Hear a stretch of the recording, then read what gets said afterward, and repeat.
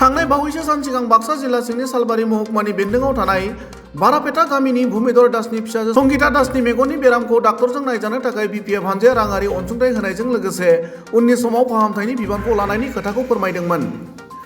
BPF हानजानि राङारि अनसुंथाइजों संगिता दासनि मेगननि फाहामथायनि थाखाय नखरनि सुबुङा नेपाल हादराव लांनायनि उनाव दा एसे मोजाङाव फैबाय होनना मिथिहोदों।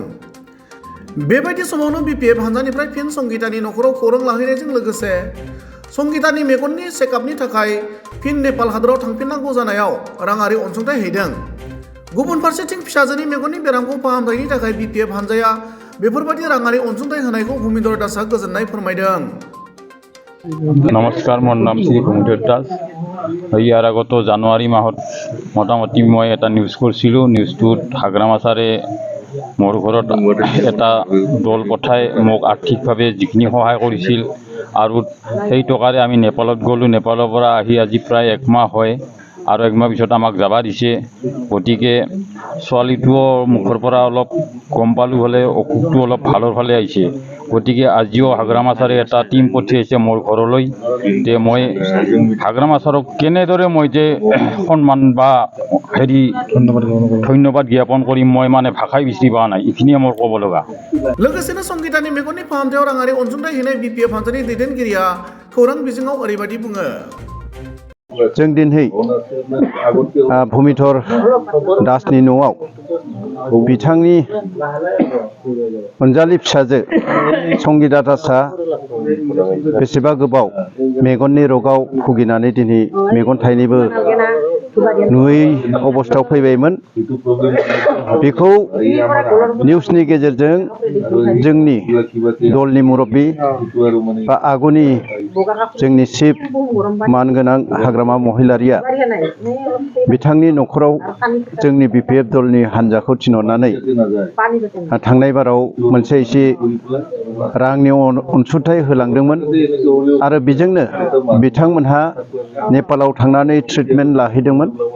दा बे ट्रिटमेन्टनि गेजेरजों बे हिन्जावसानि मेगना एसे मोजांथिं फैदों होननानै जों दिनै मिथिना मोन्दों आरो जों आरो गोजोन बावदों, आसा होबावदों जिहेतु जोंहा मुरब्बी हाग्रामा सार आरो दिनैबो थिग बिदिनो थिनहरनानै बे हिन्जावसानि मेगनखौ फाहामनायाव आरोबाव रांखावरि एसे हरनानै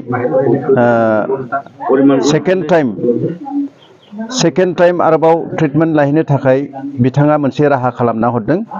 दा बेखायनो जों हजाति फैनानै बे हिन्जावसानो जोंनि मानगोनां हाग्रामा सारनि हरनाय बे रांखौ जोङो गथायफैदों आरो बिनि गेजेरजोंनो नेपालाव थांनानै बे गथ'आ मोजाङै मोजां हामफिननानै जाहाथे संसाराव बियो मोजाङै मोजां थांनानै थानायनि नुफिननायनि बे राहाखौ जाहाथे आफा इसोरा हरो, जों बेखौनो आर'ज गाबदों।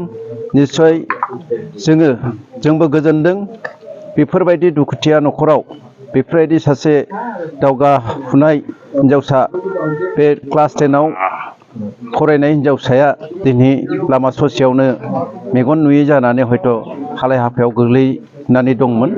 दा बेखौ जोङो जोंनि बिपिएफ दलनि गाहाय हाग्रामा सारनि अनसायनायनि गेजेरजों जों जाहाथे फाहामनो हायो, बिनि थाखायनो आफा इसोरा जाहाथे बे गथ'खौ फाहामहरो बेखौनो जों आसा लाखिदों आरो जों बिदिनो उनाव जुदि प्रयजन हाफैखे जोङो बे गथ'नि सायाव अराय सम मोजां नोजोर होनानै बे गथ'नि मेगनखौ हामफुंनायनि राहासिम जोङो हेफाजाब बा जगाजग लाबाय थागोन होननानै जों आसा लाखिदों।